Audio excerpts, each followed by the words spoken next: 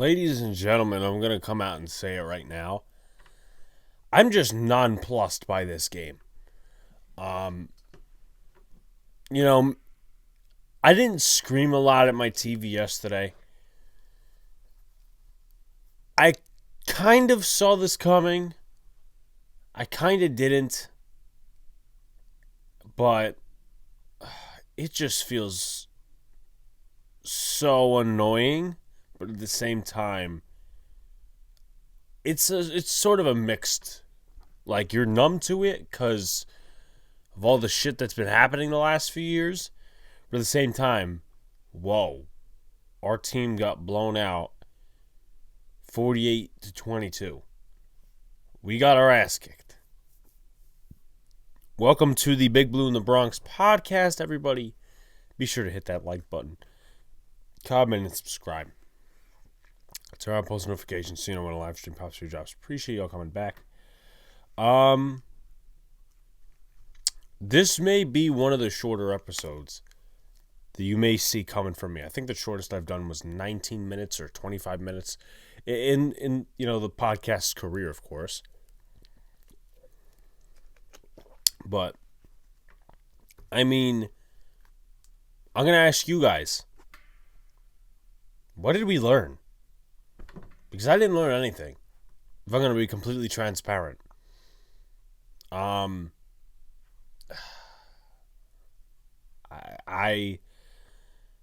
sometimes situations put you at a loss of words, and also as well, talking about learning stuff.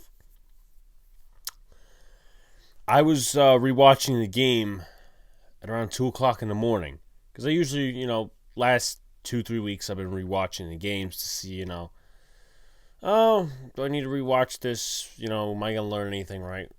Detroit, I rewatched. Dallas, I rewatched. I didn't rewatch the Commanders game. Pretty fitting that I just yawned because the whole game was a nap. The whole game was a nap, right? But halfway through the Eagle game, I said, I'm turning this off. I got shit to do. I'm a night owl, as most of you have seen on Twitter and different other platforms as well.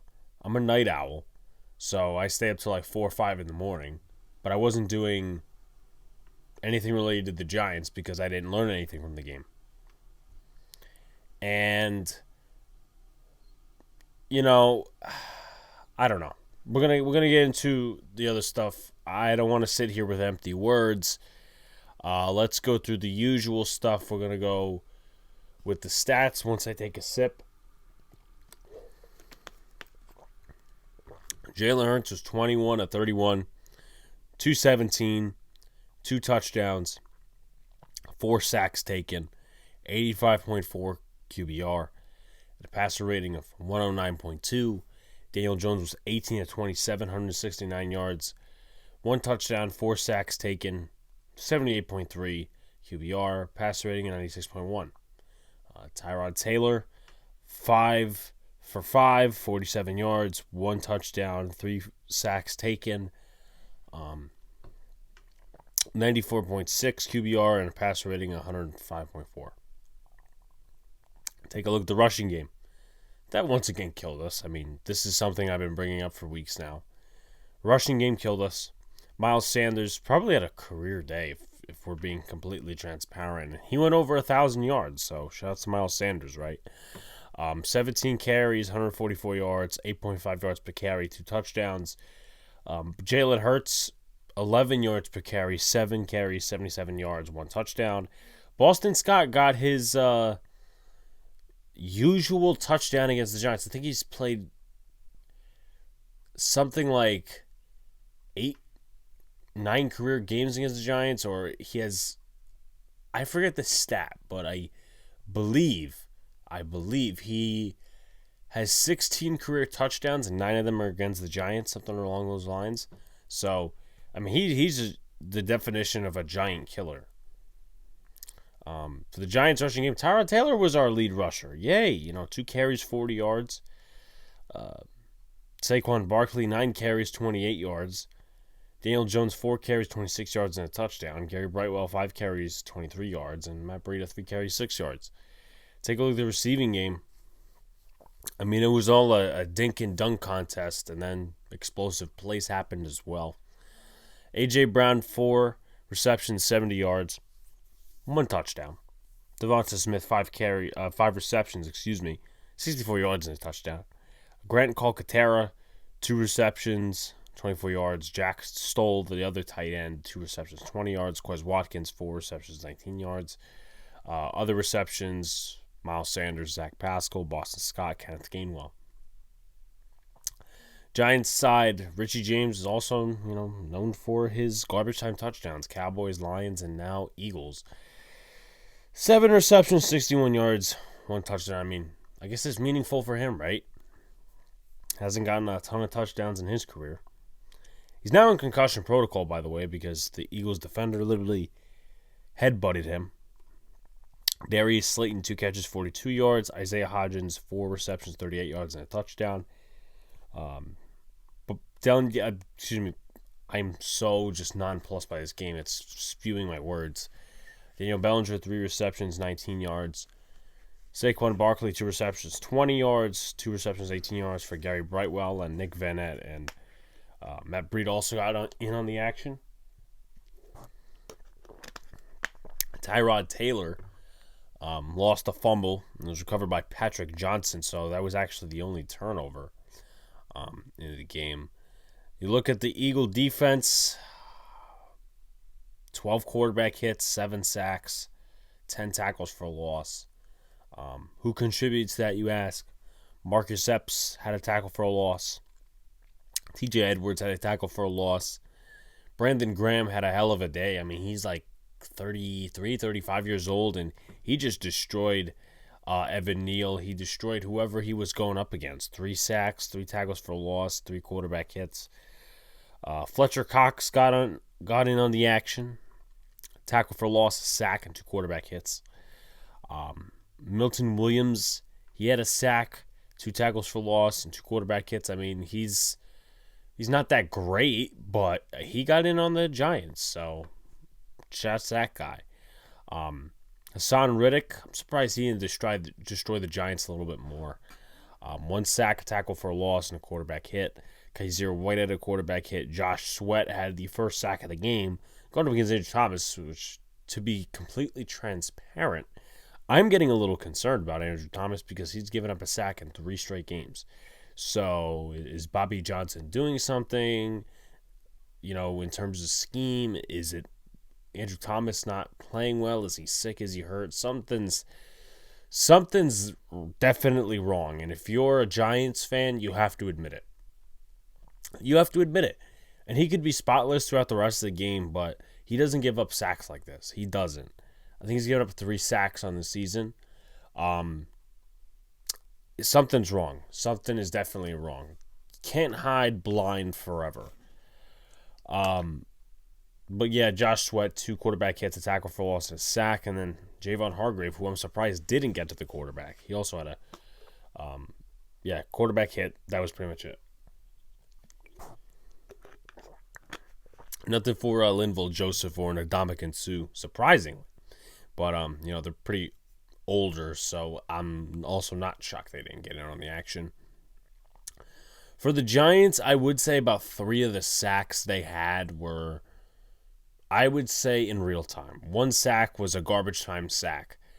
Maybe not for the player itself, because, the UDFA class did have a decent day.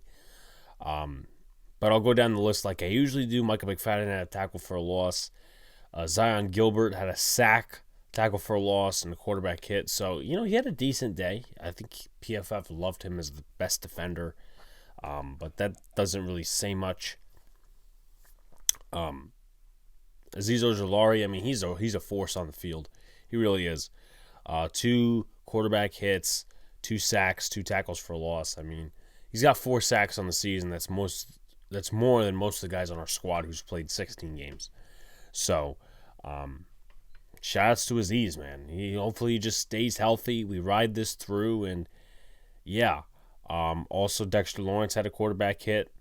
Um, Kayvon Thibodeau didn't really get on the stat sheet, at least from what I'm looking at. But hey, listen, he also helped in that sack. He also acquired a holding penalty. And, watching that first half, they missed a couple again, which isn't a surprise. I mean, they missed a couple on Dex, but that's Clete Blakeman. That's his referee crew. And to be honest with you, I'm not completely surprised that Thibodeau and some of these other guys, they're not getting holding penalties. But, if it was the other side, of course they would. But at the end of the day, it doesn't change the dynamic for the Giants that we got completely mutilated, ass-whooped, beat.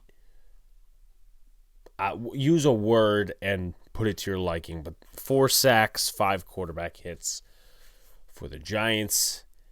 And then we go to team stats. They had 27 first downs. The Giants had 18.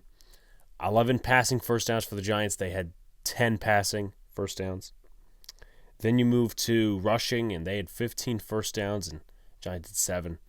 First downs from penalties, they had 2. Third down efficiency, we were 4 for 13. They were 6 for 11. And we were really bad. We were really bad to start the game on third down. We were terrible. Fabian Moreau, holding, defense.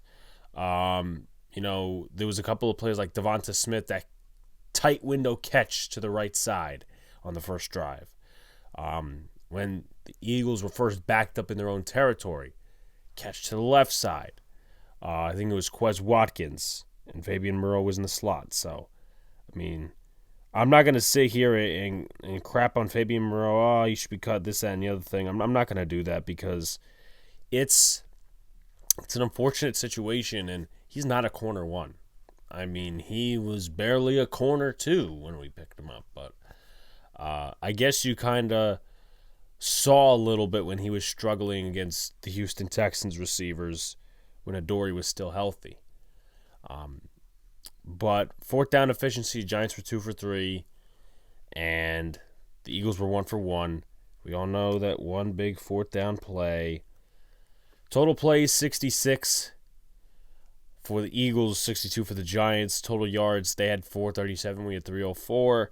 Total drives, we had 11, they had 12. They had 6.6 yards per play, and the Giants had 4.9. Red zone, both teams were 3 for 4.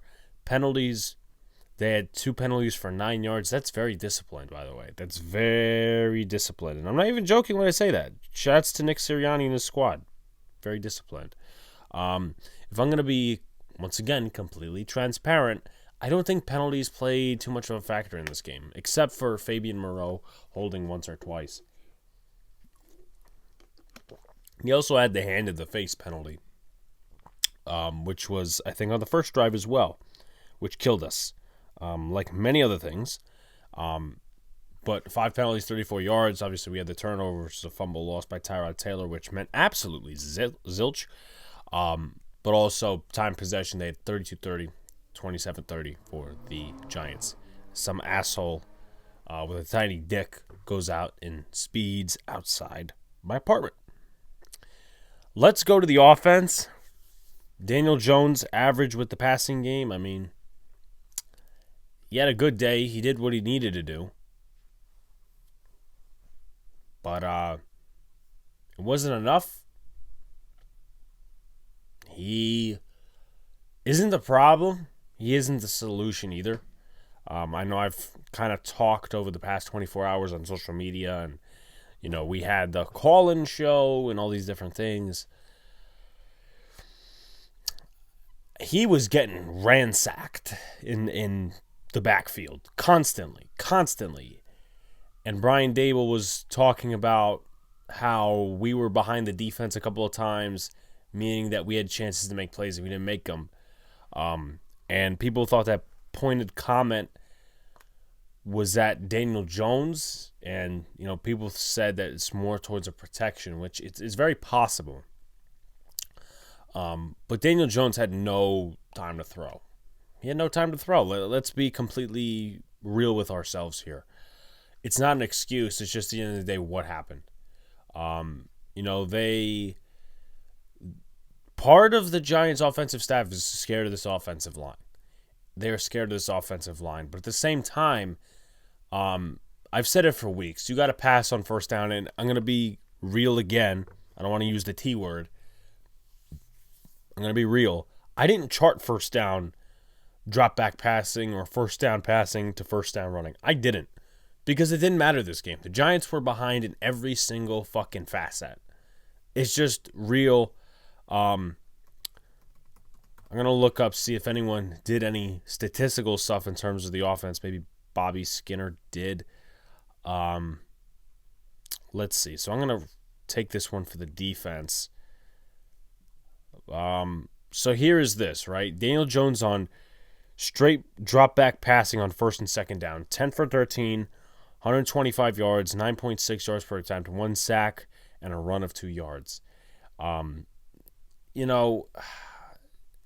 It's getting a little repetitive with this play action crap.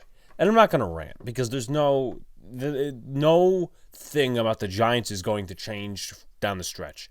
Some things may get better, some things may get worse. But for instance, teams are picking up on this play action crap on second down. And it's all because you're not efficient on first down.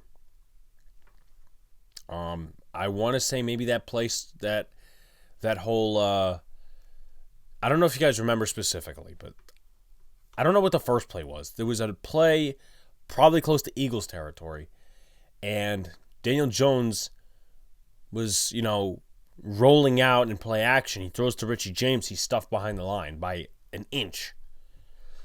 That's called them picking it up. TJ Edwards made a nice play. And then one of Gary Brightwell's receptions, Daniel Jones rolls out. He gets absolutely walloped by Brandon Graham. He just gets it off right away, and Brightwell gets the first down. So I don't know what has happened with this offensive coaching staff, but something needs to change because they did a very good job of adjusting and making sure teams didn't catch what was on film, and they redeveloped their game plan every week. This was earlier in the season. But it seems like that's completely gone down the drain to where teams are reading us like a fucking book. So I don't know, man. If I sat here and started ranting about Mike Kafka, I'd be saying the same shit I would. And half of that is not his fault, but at the same time, in the NFL, you have to adjust with personnel. You have to adjust. I mean, I'm not going to sit here and, wax poetic about Baker Mayfield, because I know a lot of people are ragging on his train right now about the comeback win, and, it is impressive. I'm not going to sit here and lie to you guys. I still think Daniel Jones is a better quarterback. I still think he's better than Baker Mayfield. But how is it that Baker Mayfield was able to go downfield in that situation, but the Giants haven't been able to really prepare anything, with the same set of circumstances, with the same set of guys? It's just not efficient. It's not working. It's really not. Setting yourself up for third and long, I don't know. I'm just quite pissed, but I'm also nonplussed. Because we've seen this for weeks now, and it was eventually going to kick our ass. Has been kicking our ass. And, we'll see what happens against Washington. All these other teams. So, some other notes on offense. Saquon Barkley still not efficient. Breida and Brightwell had some solid runs. I mean, to be real, I don't want to use the T word again. Saquon Barkley is hurt. Saquon Barkley is not efficient. And I was talking with Donald either on the call-in show or the preview pod. And I was saying to him, there's this stat out there that Saquon Barkley starts off the year really good, he ends off the year really good, but there's a middle where he just gets stuck. And we're always playing the what if game with Barkley. It just seems that way. And, my opinion on Daniel Jones, for example, has sort of pivoted back to I don't necessarily have a problem with letting him go next year, walk into free agency, he finds a team, and we find a quarterback. Just as long as it works for us. That's like my main thing. Just as long as it works for us. But as for Barkley, I don't want to be doing this same rodeo again. He's going to be with his agents looking for big money. The Giants have way too many fucking needs in different areas to allocate that to a running back, which in the NFL, the shelf life is pretty fucking small. Pretty small. And I'm not going to sit here and say Saquon Barkley hasn't done great things for us. I mean, at the end of the day, he carried our offense for the first 8 weeks of the season. It's just what happened. But are you really going to sign a guy to a 4-year contract, for example, who may have only 2 years of a shelf life left? Just doesn't make any sense, man. Really doesn't. Isaiah Hodgins, he's looked nice, right? He's looked solid. He's looked really solid as a Giants receiver. Bring him back next year. And I'm being dead serious. This is not sarcasm. He's looked really solid. Beat Darius Slay in the end zone, but that was just like everybody was huddled up in one area, and Isaiah Hodgins made the catch. Daniel Bellinger, I mean, he was solid as a receiver. Wasn't really that involved, though. I'm kind of surprised he's not involved a little bit more, but he's coming back from a serious injury, and right now he feels quote-unquote sore, which is bad because I liken that to Leonard Williams. Sore. And Leonard Williams missed this past game feeling sore. So Bellinger ended up finishing the game with a rib injury, but we'll see. We'll see, man. I'm just nonplussed, not surprised with these injuries. The thing that's bad for the Giants in terms of the running game, by the way, is that Brightwell is getting more reps and he's getting more recognition on film. And Brightwell's doing a great job. Like, we came into this year thinking Brightwell's just garbage and he's going to be cut. And he's turned the script for us. He's like turned the page. He's flipped the script, really, is a good way to put it. And am I going to sit here and say he should be running back one? No.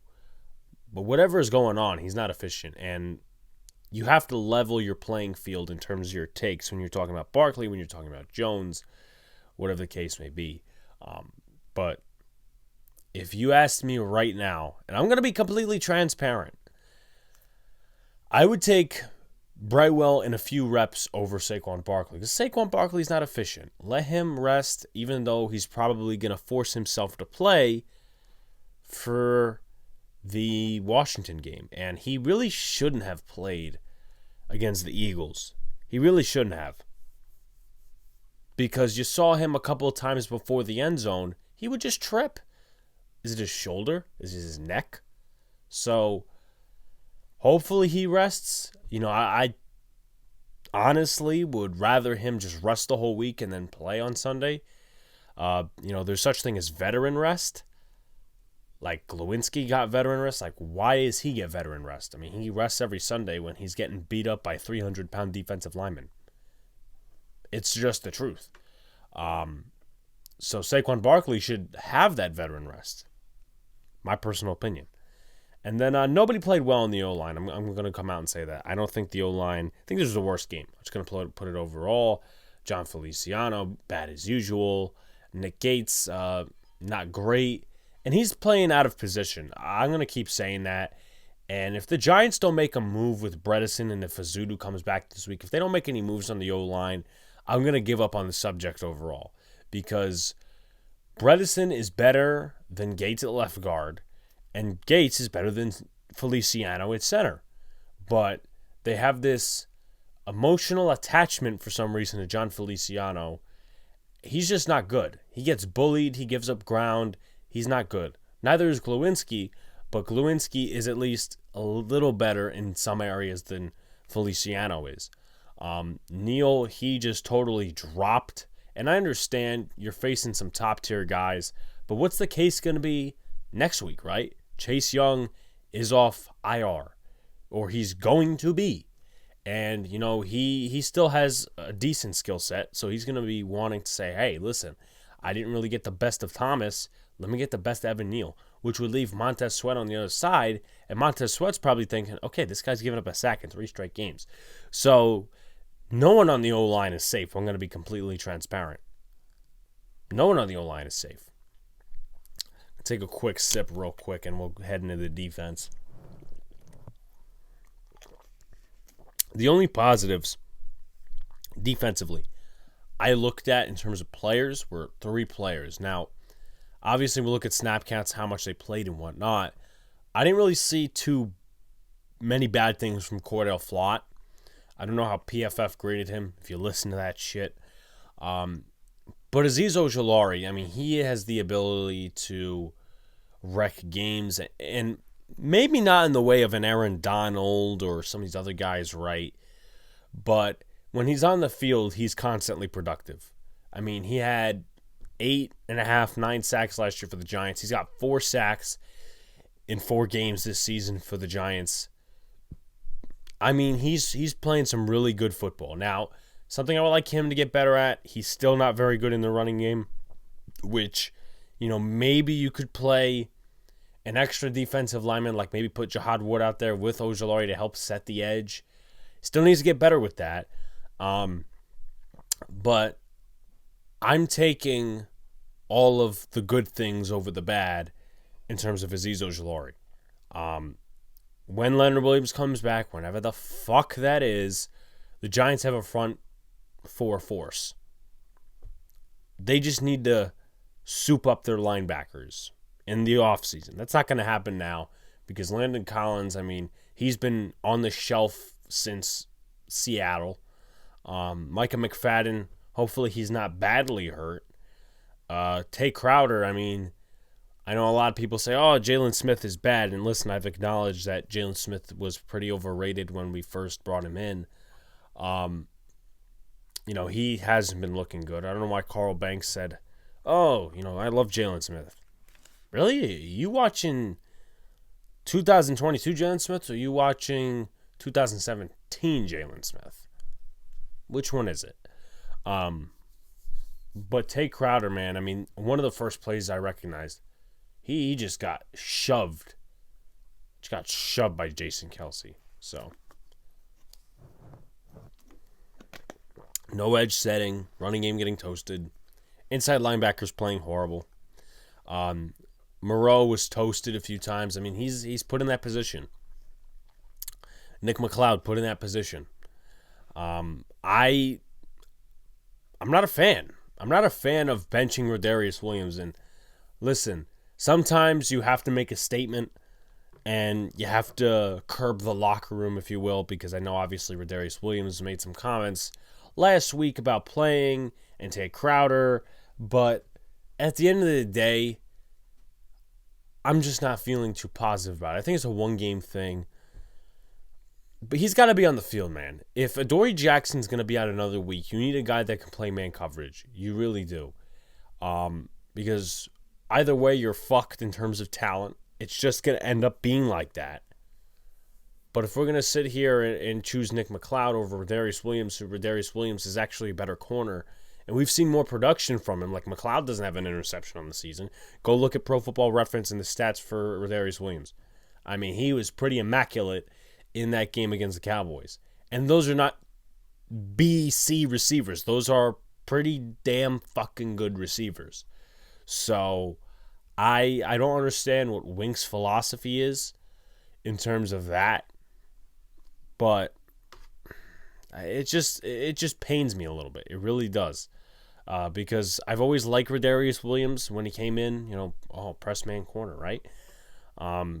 He was injured to start the year, came off, played a really good game against the Cowboys, but I guess I don't know enough, right? I guess I don't know enough, guys. You guys don't know enough.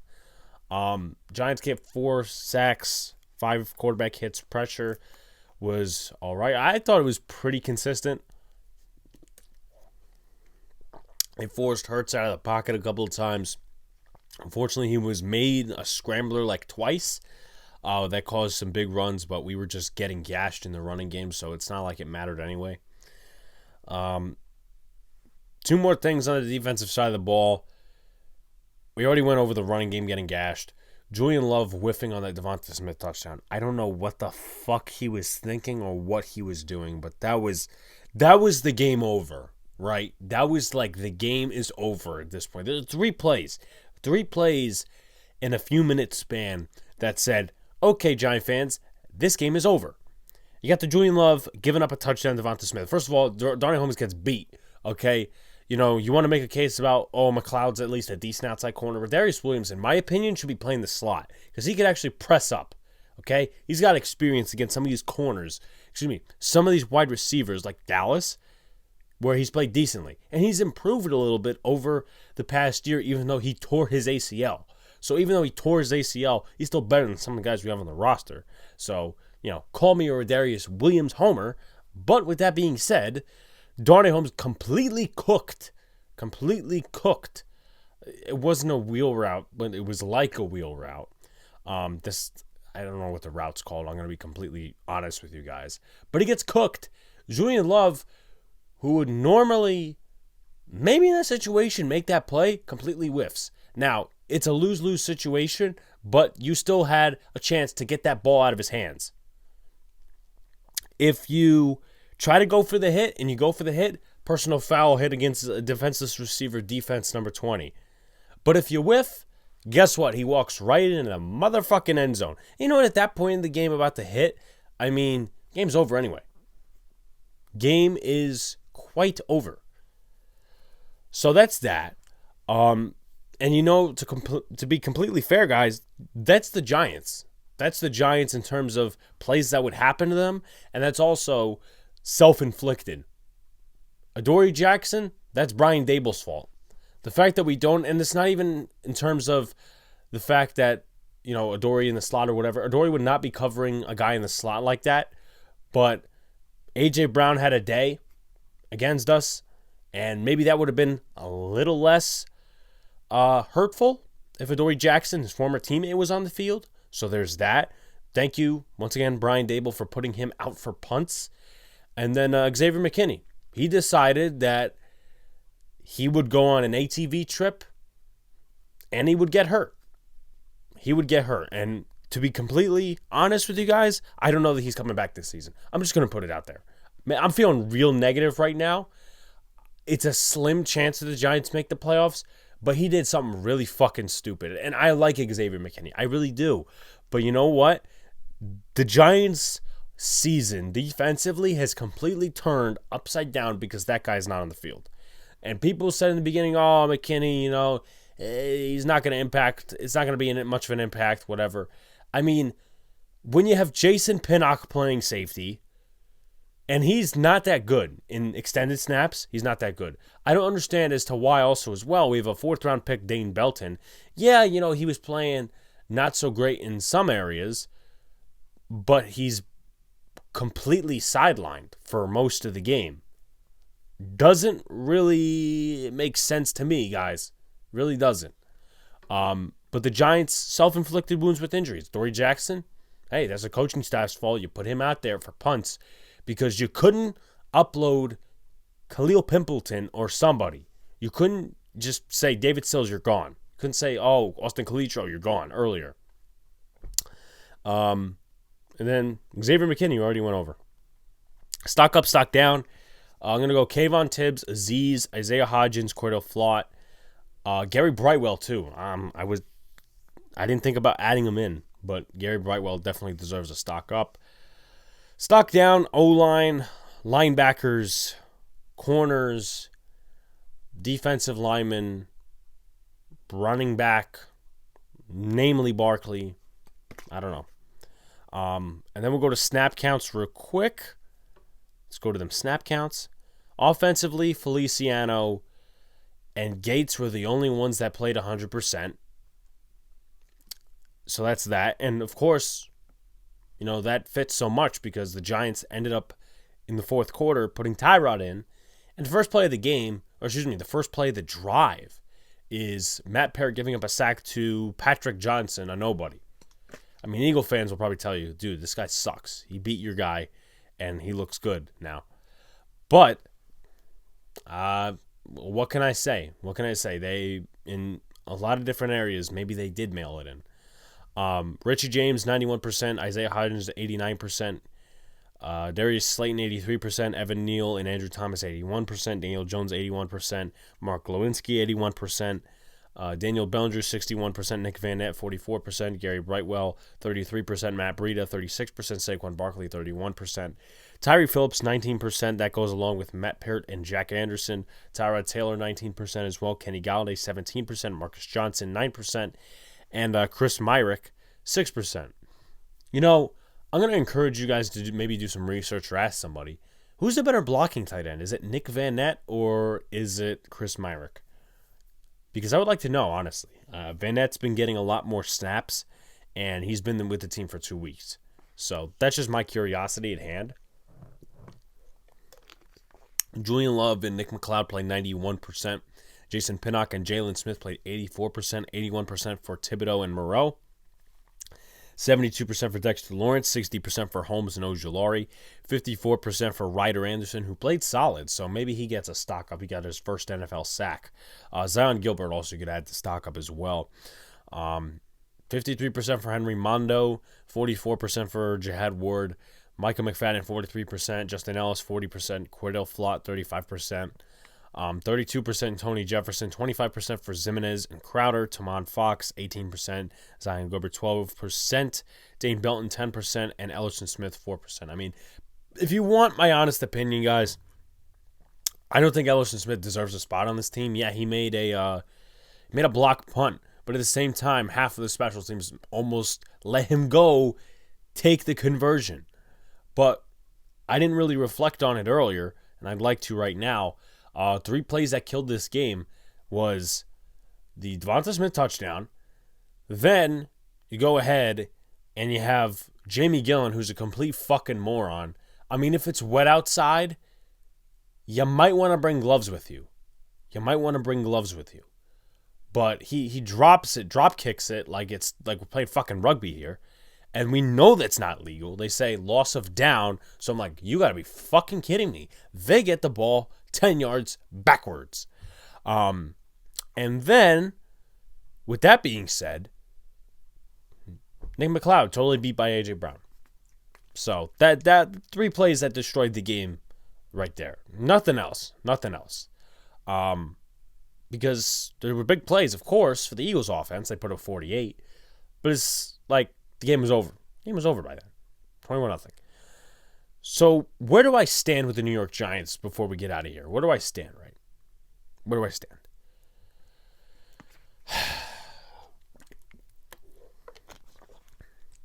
I'm not going to sit here with the built-in excuses. Because there is a side where if you're a Giants fan, and Giants fans right now, at least the ones that I know, they're very balanced. There's like a section that's very mad at the coaching staff. There's a section that just says like, hey, this is a talent issue. It's both. Because you can make adjustments on offense and you can create a quick passing game. You can. Darius Slayton catch slants, so can Isaiah Hodgins. We saw that. But you can also eliminate the predictable shit on first and second down, running the football, and then play action where nobody's biting. 3rd and 5, nobody's biting on play action. Nobody thinks you're going to run the ball. Nobody thinks you're going to run the ball, so everybody's going to drop back. The linebackers, the corners, all these different things. And I didn't rant too much on Kafka this game because it's not like it meant anything. We were out of the game. We were totally out of the atmosphere of it being a close game. Wink, this is not my homership for Wink because I did want him as a defensive coordinator, but the defense is so under-talented. There's nothing really you could say that was coaching that was bad. And people will just throw the prospect out of coaching just to say it was coaching. I think that's completely wrong. That's kind of like saying as well, all the play calling, but sometimes it's the quarterback. Sometimes it's, different execution. And I thought at sometimes the execution was bad on defense. And also a matter of talent. Because as we know and we've seen for weeks, the Giants are very under-talented on offense.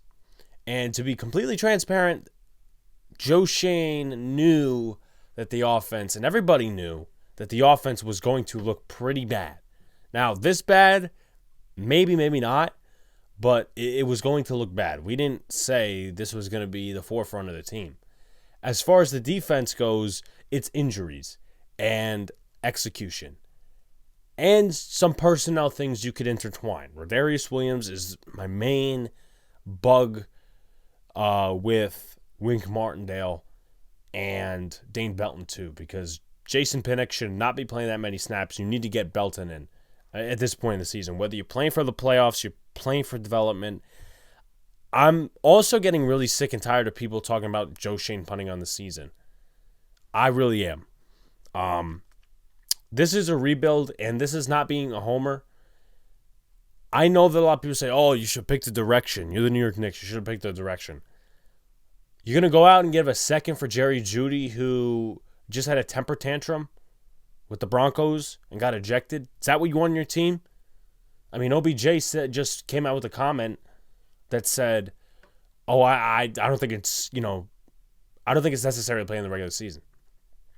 You're going to go out and trade for Chase Claypool, who's not doing too much over there in Chicago. So the whole point of this is, it's fun while it lasted. We overachieved in the beginning. And at the end of the day, we are more than a fucking wide receiver away from being anywhere near the Eagles. Eagles have had years, like Carl Banks said, of good drafting, good personnel moves, good coaching. Obviously, Doug Peterson fucked up in the 2020 year, but if you want to be completely transparent, that was an anomaly. That was an outlier year. They had over 500 records before that and after that. You could say, okay, we're just a worse version of the Eagles from last year. But it's going to take a lot more. Next year, I'm going to put it in your guys' heads. We're going to have likely a rookie quarterback. Likely. The wide receiver core completely fucking new next year. Maybe Isaiah Hodgins and Wan'Dale Robinson obviously will stick around because he's the second-round pick. The O-line, right? Is it guaranteed that some of these cats stick around? John Feliciano ain't sticking around. They could maybe find an outlet for Glowinski to be traded or just keep as a depth piece or maybe even keep as a starter. Is Ben Bredesen staying around? So my thing at the end of the day, folks, is this. You can sit here, talk about direction, all these things. We overachieved.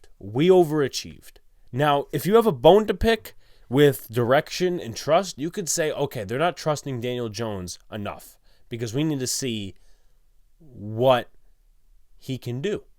But the thing I've hinted at for weeks is they have a predetermined decision already. I don't think they want him back. I think it was just a test run. Hey, listen, we're in the middle of a rebuild, evaluation year. Do what you got to do. But at the same time, we need to win ball games for our jobs. And we're not going to let you commit too many turnovers. So, going into Washington, Sunday Night Football, I think we match up pretty well with Washington. They are no pushover. We'll see if I pick them to win. But the Giants have to be re-energized for a game like that. I love Jihad Ward's statement in the locker room after the game. You guys can go watch that. That's on Twitter. You can probably find it on YouTube maybe as well. But, yeah. Like, comment, and subscribe. Turn on post notifications so you know when live stream pops your drops. Appreciate you coming back. Peace out, guys. See you later.